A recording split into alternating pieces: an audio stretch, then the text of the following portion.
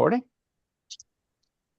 We are continuing our discussion of the Akedah, the near sacrifice of Abraham by Abraham of his son. And the article, which I'll put back on the screen in a moment, was Akedah, how Jews and Christians explained Abraham's faith. And so just to remind you of the story, God tells Abraham, take your son and sacrifice him on a mountain, offer him as a burnt offering. And Abraham doesn't say a word. They go for 3 days. They go up to the mountain. He ties him up and is about to kill him. An angel stops him. And God, through the angel, says, don't lay your hand on your son. Abraham says, what should I sacrifice? And there's a ram caught by its horns in a bush. And so one of the explanations of why we blow the shofar of a ram's horn on Rosh Hashanah, and we read the story on Rosh Hashanah, is to remind God, as if God needs reminding, that Abraham's faith was so powerful that in our plea to God to forgive us of our sins, we would say the logic is we may not deserve God's forgiveness, but we have a great grandfather, namely Abraham, a great ancestor. So for Abraham's sake and Abraham's merit, we should get some credit. It's a concept called zechut avot, for the merit of the ancestors. So the problem, there are many problems in the text, and we all, 2 weeks ago, we were discussing the problems in the text and the agony in the text and this idea that God tells Abraham to sacrifice his son, and Abraham doesn't say boo, and is clearly willing to go through with it. So the question that this article addresses is, how do you reconcile some problems in the text? And the problem that they're focusing on is, on one hand, God had just promised when Isaac was born. Now, Isaac may be, I can't remember if it's 27 or 37 years old. 37. At this time. So when Isaac was born, God promised Abraham that it's through Isaac that the covenant will continue, and he'll be the father of a nation, and so on and so on and so on. That's a promise. And now God is telling, go ahead and sacrifice your son. So there seems like a contradiction there. Is God violating God's promise? Or how do we understand that contradiction? And what the article started doing, we last time, and I'll refer you back to the video, but last time we actually read the section in the Torah, and then we also read an interesting version of it in the Quran, where the biggest difference is God tells not Muhammad, Ishmael, right, to sacrifice his son, and Ishmael says, God tells Abraham to sacrifice his son, which is understood to be Ishmael in the story. And Abraham tells Ishmael, God has appeared to me and told me to do this. And Ishmael's reaction is, great, let's go and do it. If God wants us to do it, fine. And then same end, he doesn't actually get sacrificed. So the comparison of the two stories are interesting. And then in the article, and I'm going to pop that up on the screen. So in the article, I'm certainly not going to read the sections that we already read, but I'll just highlight some of the answers that that various Jewish scholars have offered. I'm going to read a little more Jewish scholarship and then also read Christian scholarship on this question.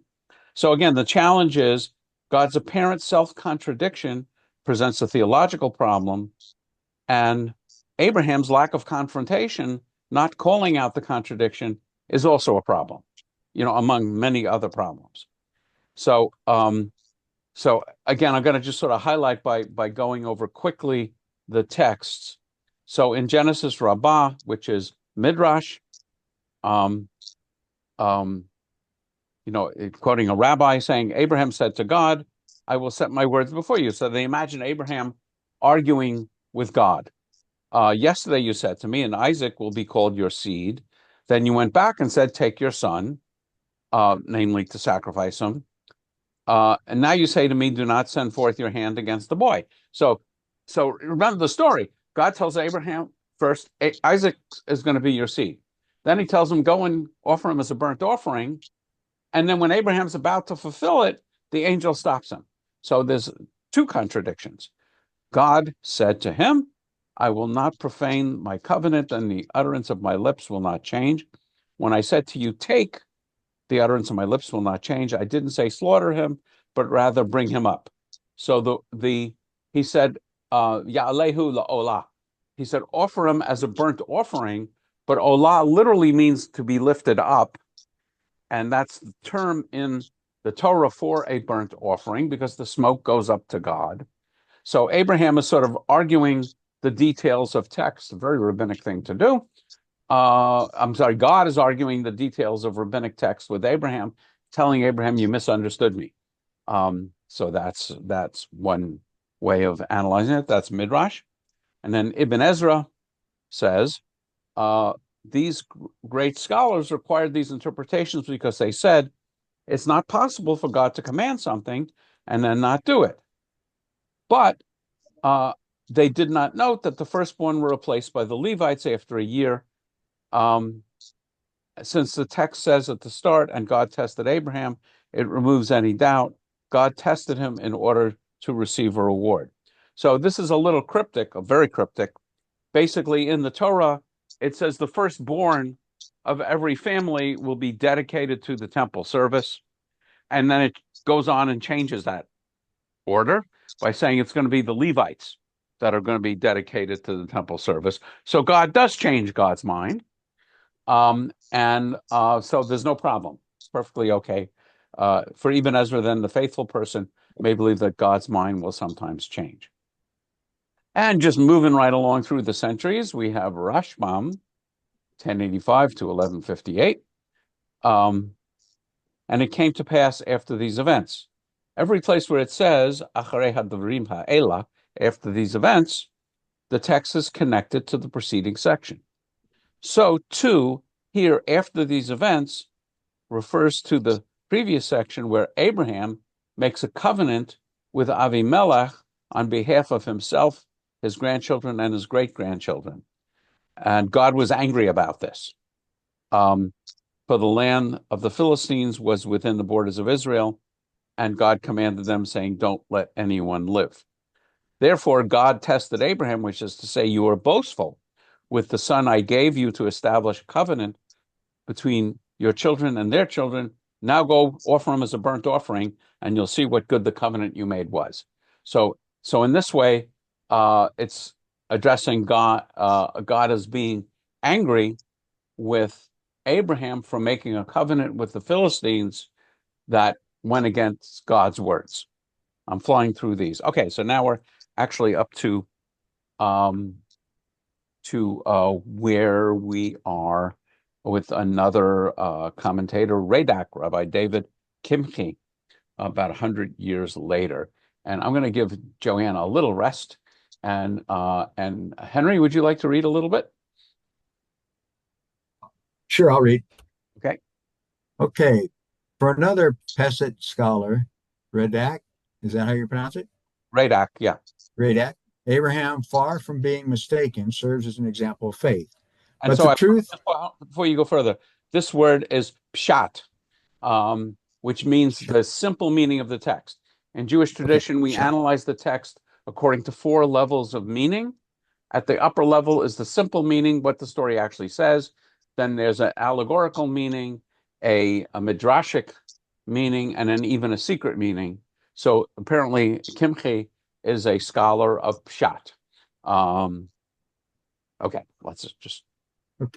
But the truth is that this test was in order to show the nations of the world Abraham's complete love of God.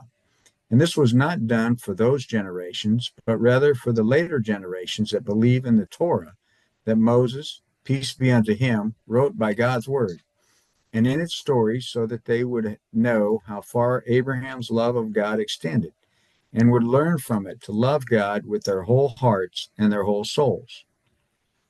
Radak explains that the entire Akedah was designed to show future generations a model of faithfulness, part of which is that Abraham does not point out contradictions in God's command, but simply trusts and obeys. He did not ask and he did not argue. Do you not say to me, for through Isaac will your seed be called?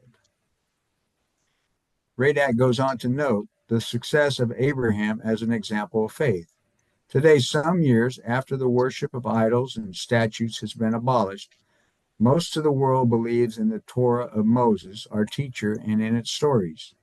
They only disagree with us about the commandments, in that they say that they were given to us by way of parable.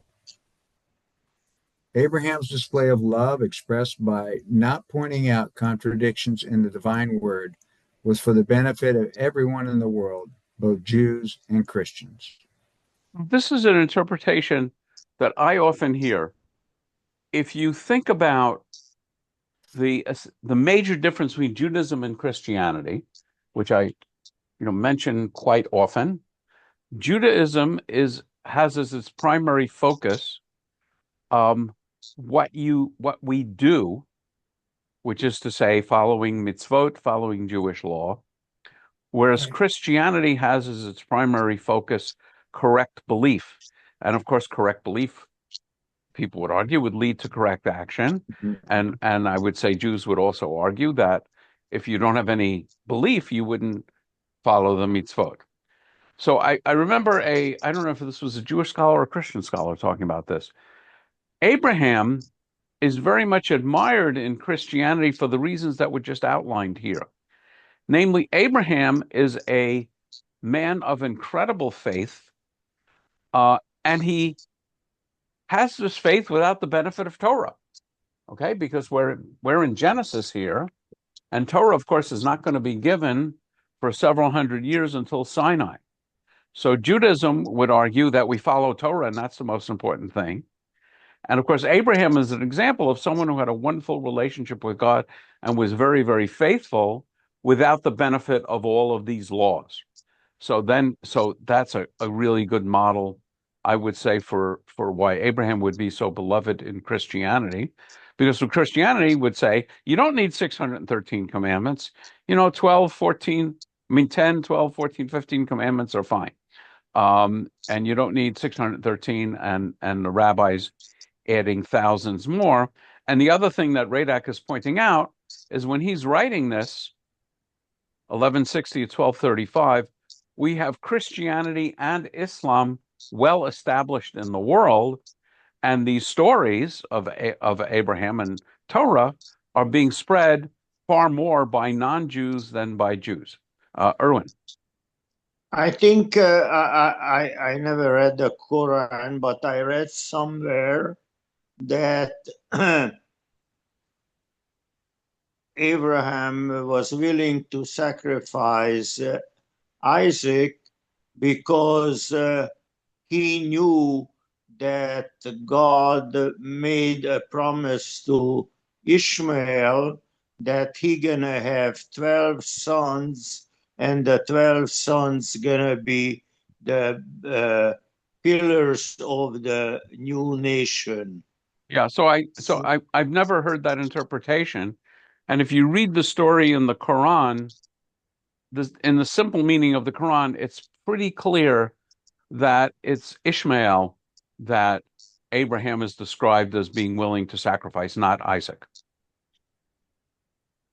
So that's another difference between the story in the Quran and the story in the Bible. We read that last time. Okay, so now we can turn to some Christian interpretations. And Jim, I don't know, do you like reading? I can have you read the Christian interpretations if you'd like. Okay. Not everybody likes to read, but so. Christian interpretations. Christian responses differed from those of Jews for two reasons, Within Christianity, the Akedah was seen as prefiguring the death and resurrection of Jesus. So Isaac, in a sense, could die, and a particular New Testament text that pointed toward a particular line of interpretation, i.e., resurrection, became foundational. So, I mean, this should be pretty clear.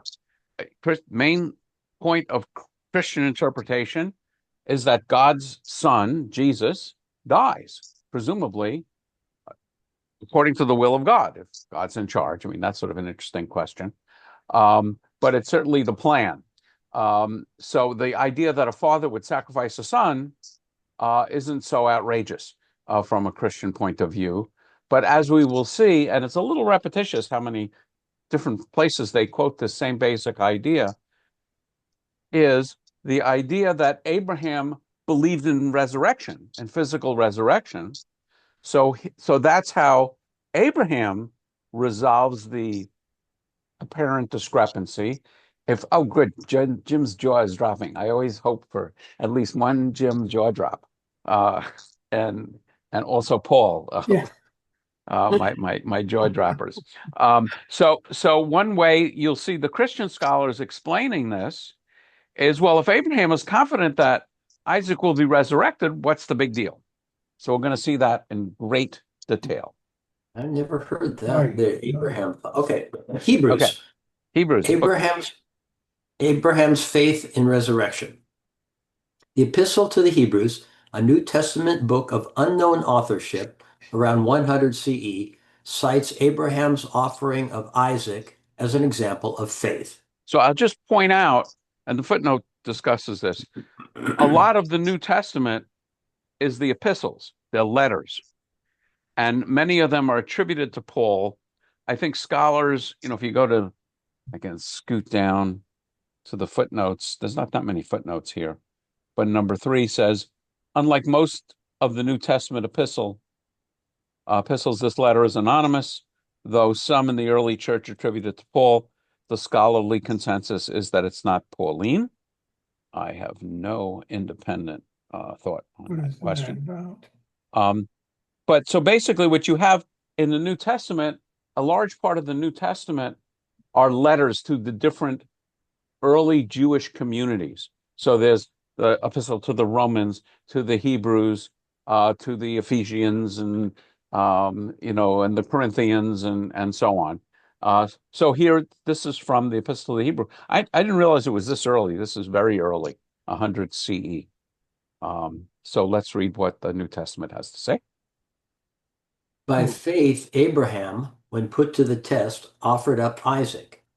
He who had received the promises was ready to offer up his only son, of whom he had been told, quote, "It is through Isaac that descendants shall be named for you," unquote.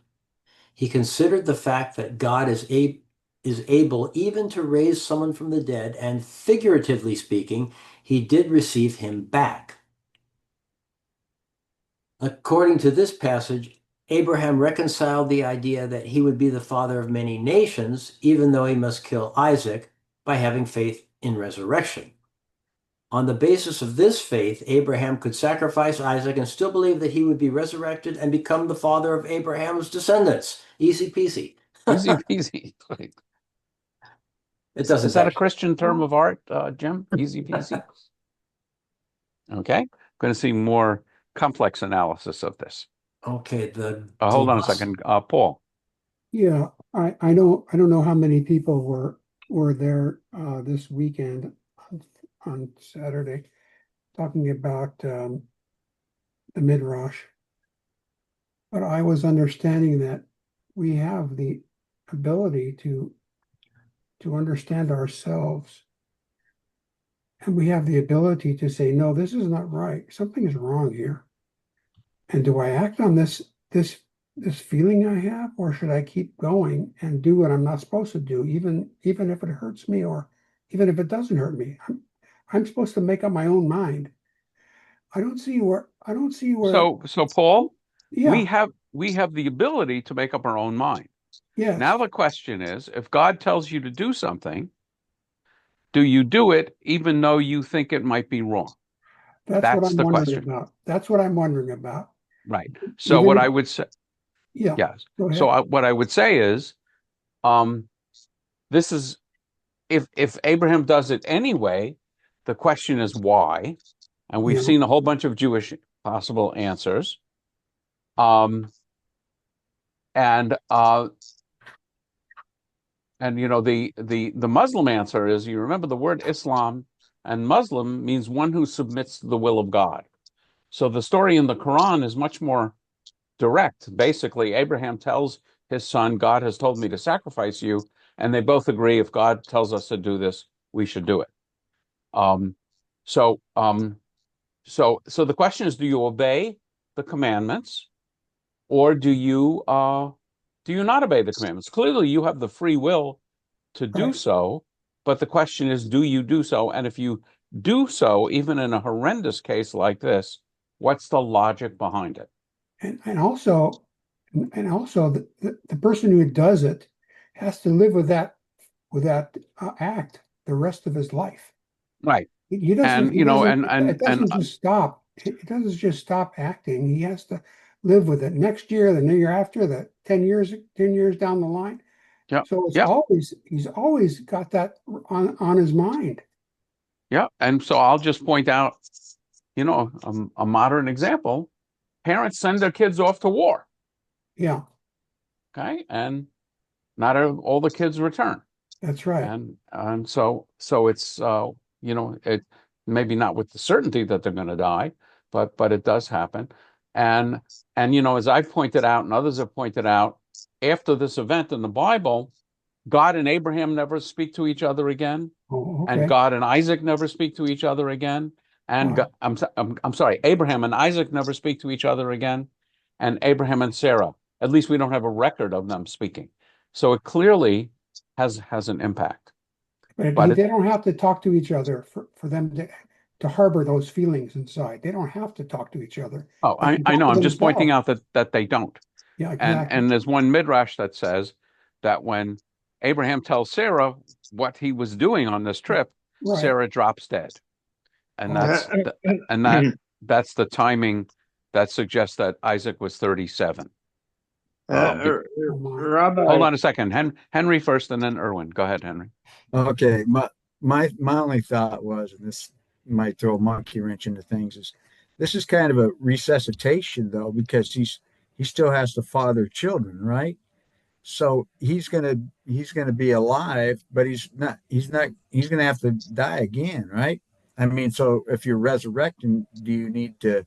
I mean, you're supposedly alive, and that's it, right? Um, so anyway, I'm just kind of Are thinking you out asking loud me here. about the details of resurrection? Ask Jim. What do you?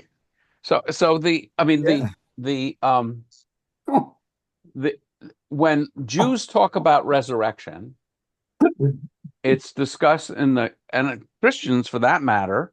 I think it's discussed with either the first coming or the second coming of the Messiah, which is the end of time, and we go to Jerusalem and literally God knows what's going to happen. So whether or not we would, in our resurrected bodies, let me put it this way: I've never heard anyone even speculate on the fertility of resurrected bodies. I think if you decide to go to rabbinical school, Henry, that would be a great thesis topic. I don't know if there's anything written on it, but I've never heard it, so don't know. Um, Alan visiting Jerry. Can you clarify the distinction between reincarnation and resurrection? Yes. Resurrection is you die, you go in the ground, your soul goes somewhere, and with the coming of the Messiah, your soul re-enters the same body that died. God resurrects, reinstates, reformulate that body. Reincarnation is you die, your soul goes somewhere, and then your body comes back your soul comes back in a different body. oh wow. So they're mutually exclusive, in fact. Well, I think I've heard some Jews say that you can have a period of successive reincarnations, and then when the Messiah comes, you'll go back to one body. I really don't know, and I have to say I don't lose sleep trying to reconcile those. But I will say, because I have pursued this, that the idea of reincarnation is absolutely out of the bounds of Christianity and Islam. I have discussed this with both Christian and Muslim scholars who absolutely hold with the idea of resurrection. I hope I'm saying it right. I'm sometimes get confused, but reincarnation is more. It really is a Kabbalistic idea, and I'd say it's very big in Kabbalah, but it's not terribly big outside of Kabbalah. Of course, it's very big in Eastern religions and Buddhism and Hinduism and so on. Thank you. You're welcome. It is confusing. Okay, Jim, you ready for the Glossa Ordinaria? I'm sure you're familiar with that text. Oh yeah, absolutely. But I was going to ask, I think it was Elijah, might have been Elisha, Right. raised somebody from the dead. Right. Right. So if it's in the Hebrew Bible, the rabbis would have had to have said something about what happened to that person, and did they read that, just what you were talking about? It's in the Hebrew Bible. They're Person's silent? dead. No, I mean, read the Bible. The person's dead, and then I think Elijah lies on him, or I can't remember the details of those stories. That's another good one. I'm going to put it on my list. Elijah and Elisha. They both. But then the person comes back to life, but I assume they die. They have to die a second time. Yes. Yes. Jim, So I think of it more like CPR than Okay. resurrection, because they're not buried. They don't have a funeral. I think Elijah and Elisha. It'd be worth taking a look at those stories again. And Okay. I have a fairly long list that I jot down on of these ideas, and I greatly appreciate it. Rabbi, Yes. Erwin, and then yeah, Alan. I want to say I learned in Kabbalah, when your soul goes up, let's say to heaven, and God determines that you didn't finish the task what you were given to you when you are born, you come back Right. as something like, I believe my wife is flying around here as a monarch butterfly. So Yeah, so there's actually some interesting discussion about whether Judaism insists that you're reincarnated as a person, or can you be reincarnated as a different animal? Yeah. So, and the other observation I would like to ask you, if I am right or wrong, God is testing Abraham, I think 10 times. Yes. How this was the fifth or the sixth time? I don't know. I don't have it. So what is the reason, if he was such a really fantastic person and God selected him, why is he keep testing him? And even more to the point, Erwin, doesn't God know the outcome of the test? How to? Yeah. I don't know. I didn't ask him. Okay. So, but that's the idea of omniscience. So I would say, to answer your question as honestly as I can, the rabbis are in awe of Abraham's loyalty and love of God and faith. And so they describe 10 different times that God tested Abraham, and Abraham came through, shining with shining colors each time. So that, but couple of times God was upset, for instance, when he was lying about his wife. We're going to discuss that next week. There's a really interesting textual discussion about whether those stories are connected to this story, which is really interesting. Is right. Alan. Isn't there a tradition or practice that Elijah doesn't die? Yes, Elijah doesn't die. Elijah It says he goes up to heaven in a whirlwind, and that's why Elijah keeps coming back and visiting, and we sing Eliyahu Hanavi at a Seder, and because the tradition is that Elijah will usher in the Messiah.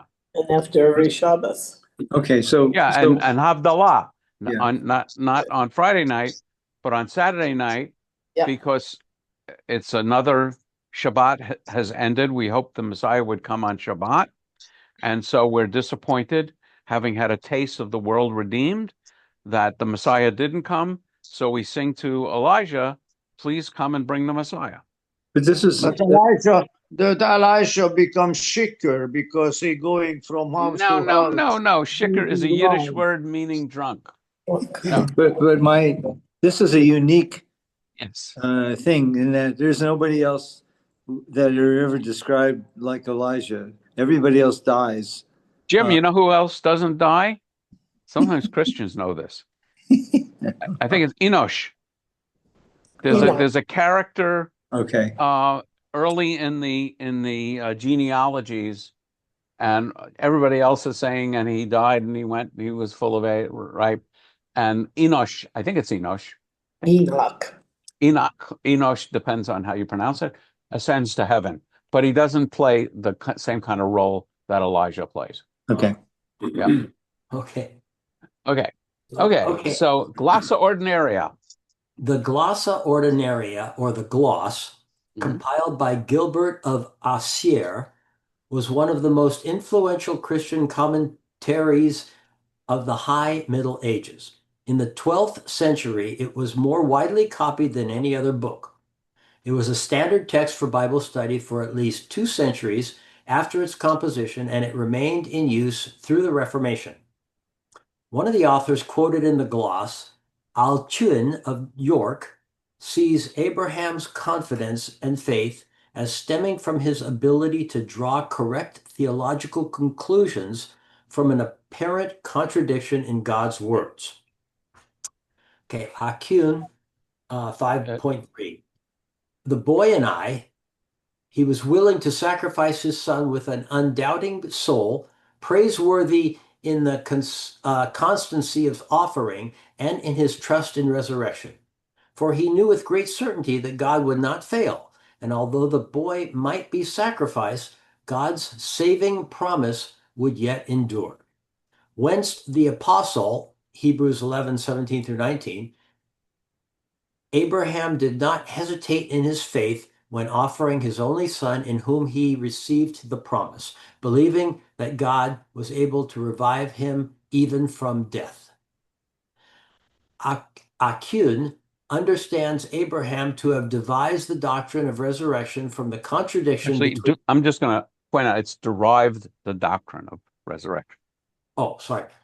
Understand Abraham to have derived the doctrine of resurrection from the contradiction between God's promise that Isaac would be his heir and the command to sacrifice him. Wow. The interlinear gloss was also includes the approach of Isidore of Seville, who understands the story of Abraham as a sign of what will happen in the future, namely that God will offer his own son, Jesus, as a sacrifice. Thus, in interpreting God's command to Abraham to take his only begotten son, the gloss quotes John 3:16. God so loved the world that he gave his only son. Abraham is keenly aware that the command to sacrifice Isaac contradicts God's previous promise. By the way, if you ever go to In-N-Out Burger and you have a drink and you finish with your drink and you dump out the ice, look on the bottom of the cup and it will say John 3:16. It's a very important Christian scriptural reference. So let's just finish this section and I'll call on Alan. Okay, let's see, where was I? I think we're right here. Okay. 2.2i. By the reminder of love and the mention of the name, the text is piled high, and the fatherly emotion is moved by the memory of the promise, because it was said that in Isaac your seed will be called. Genesis 21:12, Romans 11:18. So if he would be killed, all the hope of the promise would be frustrated. The gloss solves the problem in its interpretation of the command to go to the land of vision, 2.31, where it will be revealed to you what I will foretell with this sacrifice. So Abraham is told to go to the land of Moriah, and Moriah is a word which can be interpreted as vision. Okay. For the interlinear gloss, Abraham will only understands God's intention on the mountain when God reveals that the sacrifice was not meant to be carried out in fact, but only as a sign for the future of what God will do with his own son. Thus, despite the possibility of resurrection, Abraham has no need to sacrifice Isaac, since the true sacrifice will be the sacrifice of Christ that was to come. The purpose of Abraham's act was simply to foretell this sacrifice. Okay, Alan.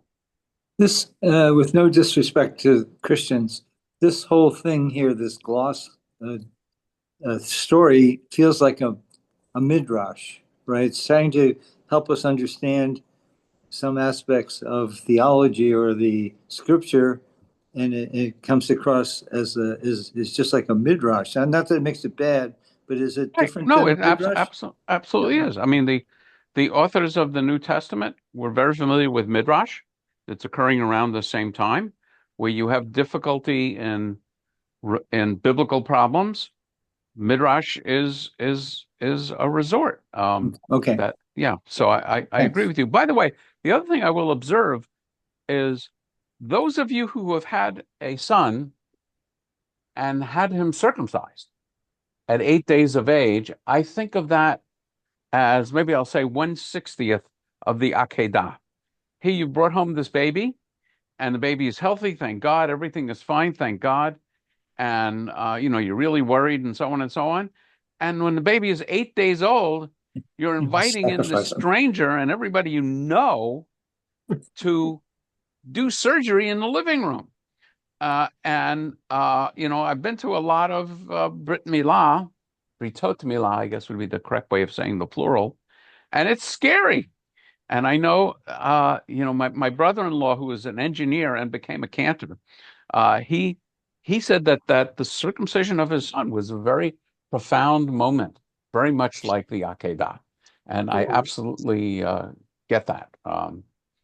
Erwin.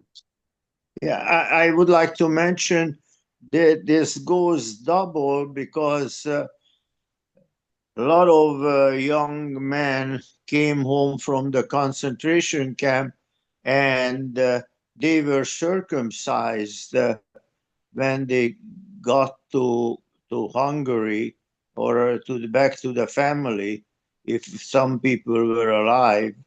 And I know some young guys, it happened to them, and it was a tremendous stress and very, very. You mean they were circumcised after being released? Yes, Yeah, correct. yeah, yeah. Yeah. And I And know, I mean, I think I've mentioned I was a witness for an adult circumcision, and I know people who have been circumcised by reason of conversion, and it's very painful. The surgery itself is not painful because it's done under anesthesia, but the healing is painful. Jerry. Yeah, I was not so. It wasn't such a scary experience for me with my son, mostly because I was still in the hospital for 10 days. So the eighth day, it was done in the hospital. And I'm not sure if it was because I knew it was going to be in a pristine place or if it's because I don't know that I'm a female. I'm not saying everybody feels that way, but I can tell you Yeah, that it was powerful to me, partially but because I the did mohel that circumcised my son was cross-eyed, and so that was oh my God. a test of faith, not quite like Abraham, but but he was, and I can tell you, having attended lots of Britot Milah in people's homes, that the parents are nervous. I have never, or maybe I'm nervous for them, but there's a lot of anxiety. I remember once Alan Greenbaum hurt his back, and this was when I was really just becoming barely competent in this kind of stuff.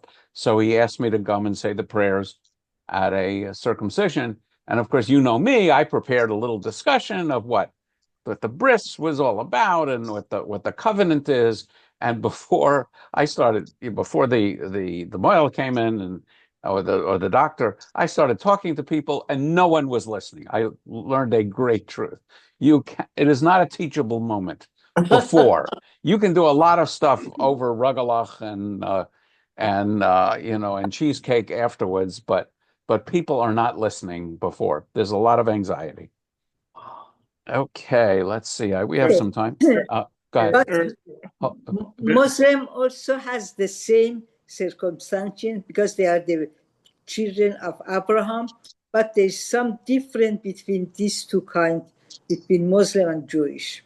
Yeah, so Islam absolutely requires circumcision, but they don't specify an age. So the age at which 6 days. No, 6 it's days. definitely not 6 days. But the age at which circumcision is 16. practiced in Islam varies from culture to culture. So maybe in some cultures it's 6 days, but I would say in most Muslim cultures it's significantly older. And there are a lot of Good idea. peoples that have tribal customs about circumcision, and it's quite often a puberty rite. At which point, it's much more as welcome to difficult. adulthood of these kids. Yeah, Alan, you should mute, or I'll mute you. Okay, thank you. Okay, so let's go on. Maybe we'll finish. Martin Luther. Okay, Martin Luther, belief in resurrection and acceptance of contradiction. Possibly the most famous interpretation of the literal sense among either Jews or Christians was Martin Luther, 1483 to 1546. One of his guiding principles was sola scriptura, or scripture alone, namely that no text outside of the Bible, which for him, of course, included the New Testament, could be used to interpret the Bible. In particular, he meant to exclude by this the body of patristic and medieval interpretation that had become central to medieval Christian exegesis, and which, like Midrash, was very effective in resolving contradictions. As a literal interpreter, Luther shared the dilemma of the Jewish Pesach commentators. Do you accept contradictions, or do you find some other way to reconcile them? So this is an important thing just to know about Luther, who of course is one of the founders of Protestant Christianity. And basically Luther's theme was sola scriptura, which says, just give me the Bible, and rebelled against many things that the Catholics did. But one of the things that he rebelled against was this idea of what he calls patristic literature, the church fathers interpreting the text. So one of the things that that Judaism and Catholicism share is the idea that we rely on scholars, ancient and modern, to interpret the text and help us understand it.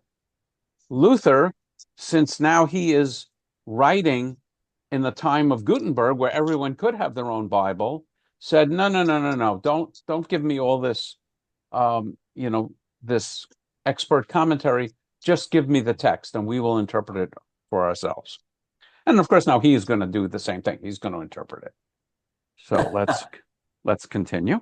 Luther's lengthy commentary on the near sacrifice of Isaac extends for over 90 pages in translation. Wow. Luther was voluminous in his writing. In this commentary, he attempts to explain the technical details of the story, resolve contradictions, show how Abraham can function as an example of faith, and he uses the Abraham story to discuss what faith means for him. To Luther, the contradiction in God's words to Abraham is the essence of Abraham's test. He writes, I have stated what Abraham's trial was, namely the contradiction of the promise. Human reason would simply conclude either that the promise is lying or that the command is to not God's, but the command is not God's, but the devil's. For there is a plain contradiction. If Isaac must be killed, the promise is void, and if the promise is sure, it is impossible that this is a command of God. The contradiction in God's word has, for Luther, disturbing theological implications. This trial cannot be overcome and is far too great to be understood by us, for there is a contradiction with which God contradicts himself. It is impossible for flesh to understand this, for it inevitably concludes either that God is lying, and this is blasphemy, or that God hates me, and this leads to despair. Either God's word is internally self-contradictory, or God is capricious and senselessly cruel. Both of these are, for Luther, untenable positions. The only possible way for Abraham to resolve this contradiction, for Luther, is to derive from it the concept of resurrection. Even though there is a clear contradiction here, for there is nothing between death and life, Abraham nevertheless does not turn away from the promise, but believes that his son will have descendants even if he dies. Thus, Abraham relies on the promise and attributes to the divine majesty, this power, that he will restore his dead son to life. For just as he saw Isaac was born of a womb, out of womb, and For a worn out womb. oh, thank you. Remember, Sarah's 90 years old when Isaac is born. Worn out womb. Okay. I guess I'm the only one that thought that was funny. For just as he saw that Isaac was born of a worn out womb and of a sterile mother, so he also believed that he was to be raised after having been buried and reduced to ashes, in order that he might have descendants. As the epistle to the Hebrews states, quote, God is able to give life even to the dead, unquote. Abraham is here a model interpreter of the Bible because there was no Bible when Abraham. How could he interpret it if there wasn't a? Abraham is interpreting God's words. Okay. Okay. That's better. Because he fully accepts both parts of the contradiction, he is able to, on his own, come up with the concept of resurrection, which would later be stated in the epistle to the Hebrews. So this is an interesting one. Basically, they're making Abraham an interpreter or rabbi, saying, God says this and God says this. It's apparently a contradiction. But I can make both correct if I invoke resurrection. So Abraham is being portrayed here by Luther as himself deriving the concept of resurrection from this Bible story. Rabbi, yes. Abraham didn't have to interpret anything. The two guests, when they arrived in his tent, told his wife that she's gonna be pregnant and gonna have a child. So he didn't need any interpretation for that. No, the interpretation he needed was God telling him that Isaac will be his son and the future of the Jewish people. Statement number one. Statement number two, take your son and offer him as a burnt offering. They both can't be true. So unless you invoke the idea of resurrection. So Luther is basically attributing here, I think, to Isaac the interpretive power to come up and derive the concept of resurrection. Abraham also teaches his interpretation to his son Isaac in a reconstructed dialogue reminiscent of Midrash. As Luther writes, now that the altar was built, the knife ready, and the fire kindled, some conversation between the father and the son must have occurred, a conversation through which Isaac was appraised of the will and command of God. The father said, quote, you, my dearly beloved son, whom God has given me, must have been destined for the burnt offering, unquote. Then the son was undoubtedly struck with amazement and in turn reminded his father of the promise. Quote, consider, father, that I am the offspring to whom descendants, kings, peoples, etc., have been promised. God gave me to my mother, Sarah, through a great miracle. How then will it be possible for the promise to be fulfilled if I am killed? Nevertheless, let us first confer about this matter and talk it over. All this should have been recorded. All this should have been recorded here. I do not know why Moses omitted it. So this is Luther talking now Yeah, about why the story doesn't contain this kind of language. that's what we call chutzpah, right? No, that's what we call midrash. Okay. I don't know why Moses omitted it, but I have no doubt that the Father's command to his Son was extraordinary, and I think its main topic was the command of God and the resurrection of the dead. He probably said, quote, God has given a command, therefore we must obey him, and since he is almighty, he can keep his promise even when you are dead and have been reduced to ashes, unquote. Thus it was the Father's address to his Son which reconciled these two contradictory propositions. Isaac will be the seed and father of kings and peoples. Isaac will die and will not be the father of peoples. Luther here presents Abraham as an interpreter of God's word based on the belief that God cannot actually be contradicting his promise. Abraham is able to sacrifice Isaac since, quote, he knows that his son will have descendants even after 1,000 years, unquote. Abraham's faith was reflected in his ability to reconcile contradictory divine commands and to derive from them the concept of resurrection and even to communicate his doctrine to his son. Like his Christian predecessors, Luther ultimately interprets Genesis 21-22 through the lens of the New Testament, specifically Hebrews 11. And like Radak, he locates Abraham's faith in his acceptance of divine contradiction. This unwittingly agreement with the Jewish source is notable, given that Luther's work contains lengthy and harsh anti-Jewish polemic. Yeah. Polemic. I think we're almost done. I'll read the wrap up of this. Resolving and/or sanctifying contradictions. Medieval Jewish and Christian interpreters of the Hebrew Bible, despite their different canons and theological assumptions, often asked similar questions and sometimes came to similar conclusions. Jewish commentators offered many different answers, such as God only said to bring him up, from Genesis Rabbah. God does contradict himself at times, Ibn Ezra. The Akedah was a punishment for making a treaty with Avimelech, Rashbam, or that it was just to show future generations the future model of faithfulness. Christian interpreters also offer a range of answers, but all of them follow the basic approach outlined in Hebrews, that the answer to the contradiction was that Abraham assumed God would resurrect Isaac. Although it would seem that such an avenue would be closed to Jewish interpreters as too Christological in nature, and for the most part it was, the idea that Isaac was resurrected actually appears in some Jewish sources, such as the 8th century Midrashic work Pirkei de Rabbi Eliezer, where we read, Rabbi Judah says, once the sword reached his throat, Isaac's soul left his body.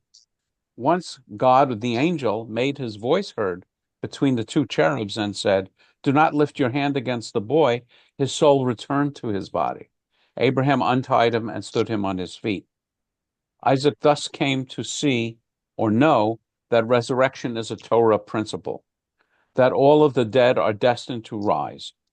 At that moment, Isaac opened his mouth and said, Baruch atah Adonai, it's right here, Baruch atah Adonai mechayei hametim. Blessed are you, Adonai, who resurrects the dead, which is the closing blessing of the second prayer of the Shemona Esrei of the Amidah. I'll close this so we can more easily see each other. I'll point out a couple of things. First, this is the kind of thing rabbis do all the time, and that is come up with problems in the text which seem to be inconsistent and figure out a way of making them consistent. I'll give you, actually, I was trying to think of one and I just thought of a better one. A really obvious and easy, well, there's a couple of them involved with the first chapter of Genesis and the second chapter of Genesis. In the first chapter of Genesis, it says God made humanity male and female. I think it's Genesis 1, 26, 27. And then in the second chapter of Genesis, in the middle of verse 4, Adam is alone in the Garden of Eden and there's no woman yet. So how do you reconcile those two? The Bible doesn't even address it. And of course, modern scholars would say they're two different sources, but the Bible doesn't address it. What the rabbis will say, there are a couple of possibilities. One is that Adam Rishon, the first Adam, was a hermaphrodite, was both male and female. And you can think of it as Siamese twins with a male half and a female half. And the surgery was to split the two halves. That's one explanation. Another explanation is it was a different woman named Lilith. And Lilith was too uppity and wasn't willing to become subservient to Adam. And so Adam sent her out of town. And her name was Lilith? Yes. So that's a rabbinic way of resolving what is a clear and apparent contradiction. A slightly more subtle one is, in the first chapter of Genesis, everything is created, in the first day this, second day this, and third day this, including, animals and grasses and everything else. And in the story of the Garden of Eden, it says the land was barren and then grasses only started to emerge afterward. So the question is, how do you resolve those two apparent contradictions? And one answer is the grasses were already created, but they hadn't sprouted yet. So the rabbis are doing this all the time. This is absolutely nothing new. Paul. Yeah, I'm having trouble with this, a lot of trouble. What if, I talk to God a lot. I don't know how many other people do, but I do. So if he tells me something, like things will be okay, don't worry about it. And then he changes his mind. And he says, well, they're not going to be that great. How do you know if he's telling the truth or not? How do you know if God is saying the thing? How do you know God is authentically talking to you? I don't know. I'm just making up in my mind what I think he's doing. Right. So that is a question between you and your therapist. Right. Since I am my therapist, I know what I'm doing. But what I would say is, even in these texts, God clearly changes God's mind. So there's nothing new about it. And so, you talk to a good rabbi or a good therapist, and they'll help you get. But it bothers me to have that written down in word and written down in the Torah. It bothers me. Okay. Because it makes me feel like, well, maybe he's telling the truth or maybe he isn't. How do you know?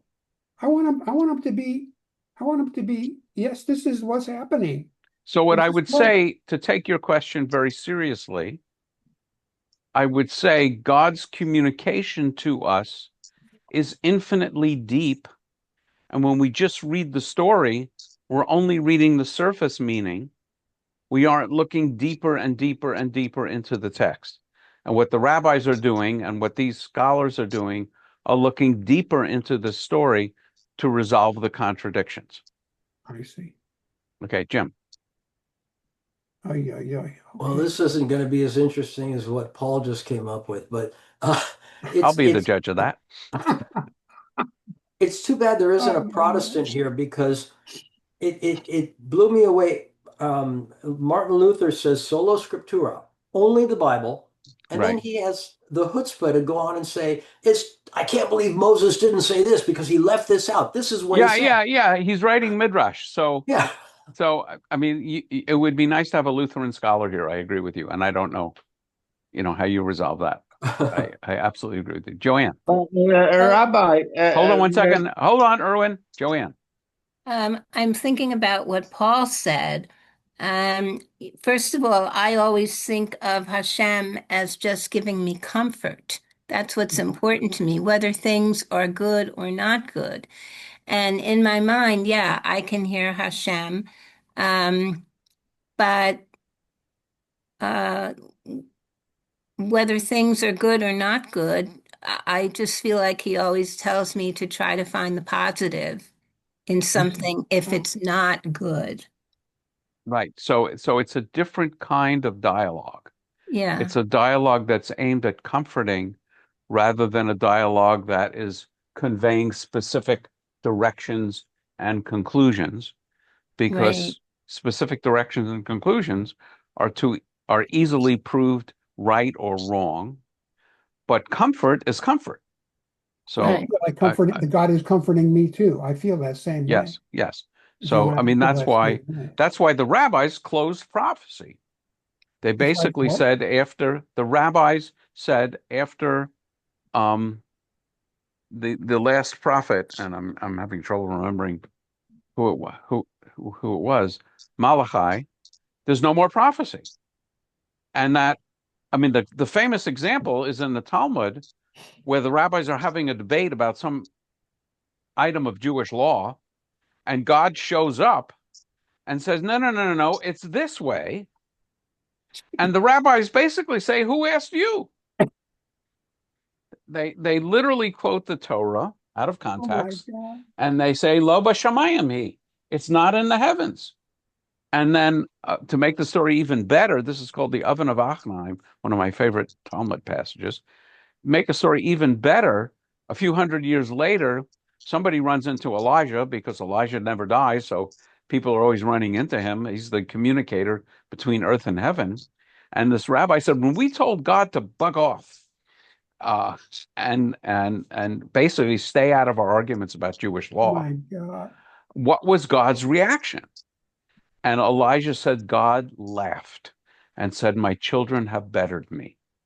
And it's a very important concept, because Judaism teaches if God speaks to you, and even if you're convinced that it's actually God speaking to you, it doesn't have the force of Jewish law. And I'll give you a very serious example. Baruch Goldstein murdered, I think, dozens of Muslims at prayer in the cave of Machpelah. And he was convinced that God told him to do it. And of course, Yitzhak Rabin was murdered by someone who believed that God wanted him to do it. But we don't, in Judaism, accept that, even if you believe God actually tells you to go and violate Jewish law, God doesn't get a vote. God doesn't have anything to do with Jewish law. God has had God's shot in the oral and written law, and that's the end of it. So, and I think it's important for religions to close prophecy. Otherwise, I could wake up tomorrow morning with the Book of Latka, which said, it's not gefilte fish we're supposed to eat on Passover. It's pepperoni pizza. Who knew? But even if I convince everybody that it's true, maybe by doing a miracle or two, we don't accept it because the text is closed. Any other thoughts? Yeah, I would like to say, Rabbi, that I am studying Torah and Kabbalah for several years with you, and Kabbalah with Rabbi Levine. And every year I realize that I am not smart enough to understand everything what's written in there. And it doesn't stop my beliefs. And So I would recharacterize it, Erwin. It's not a matter of not being smart enough. It's that the text is infinitely deep and meaningful. And in order to understand God completely, you would have to be God.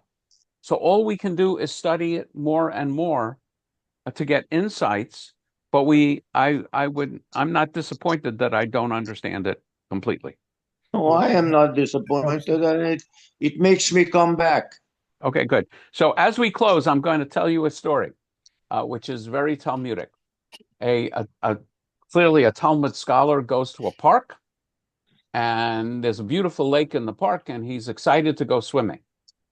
And he gets to the place where he was going to go in the water, And he sees two signs, and the two signs are identical. No swimming, no swimming.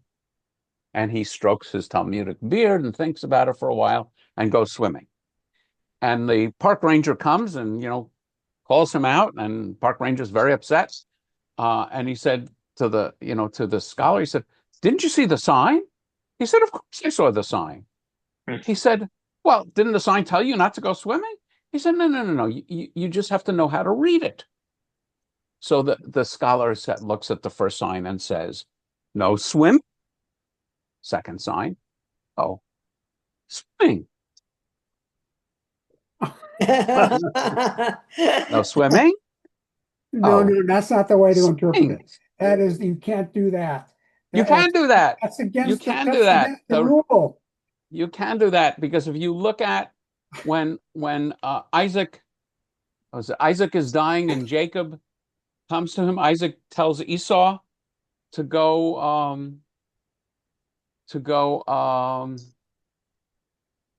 Hunting. to hunting and bring him food. I should find the text. Game. Yeah. So Isaac comes, Jacob comes back, and Isaac says, I should find that section. Hang on, let me try and find it. He puts on Isaac's coat. Yeah. Hold on, I just got to find the reference. Come on, where's the text? 25:11. Okay, hang on, we'll get there. I just want to show this to you because it's pretty cool. Genesis 25.